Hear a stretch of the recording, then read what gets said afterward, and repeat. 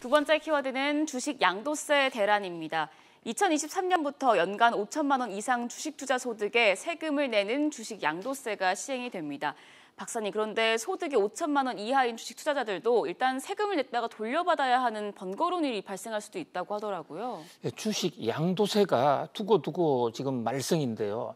문재인 대통령의 특별 지시에 의해서 주식 양도세 부담, 특히 동학개미들, 중산층들의 주식 양도세 부담을 들어주라라는 그런 지시에 따라서 기획재정부가 주식 양도세 이 과세 대상에서 공제 대상을 연간 양도 수익 2천만 원에서 5천만 원으로 대폭 올림으로써 대부분의 주식 투자자들은 양도세를 내지 않는다라고 발표했지 않습니까? 네.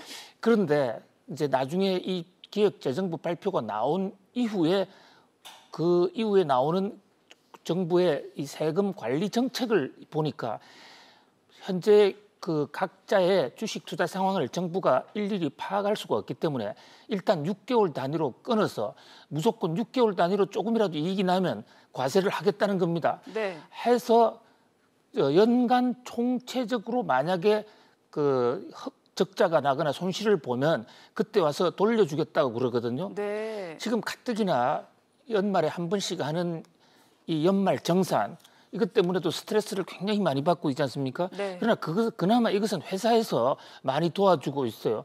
그런데 주식 양도세의 연말 정산은 본인이 직접 해야 되는 것이고 또 6개월 단위로 세금을 내지 않아야 될 사람도 먼저 세금을 냈다가 거둬가게 되면 그로 인한 소세 저항, 불편 이런 게 상당히 심각할 것 같고요. 또 증권사 하나가 아니라 여러 개를 동시에 거래했을 경우에는 어떤 이 거래자들의 불편이 이만저만이 아닐 것으로 보입니다. 네.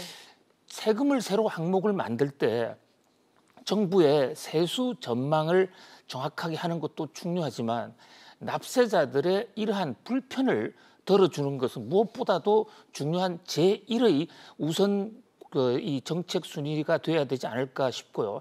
양도소득세에 따른 이 불편 때문에 많은 개미들이 주식을 시장을 떠날 수도 있지 않을까 이런 우려까지 나오고 있는 대목인데 네. 과세 당국에서는 양도소득세에 따른 이 쓸데없는 과세 논쟁을 좀 근원적으로 막아주셨으면 합니다.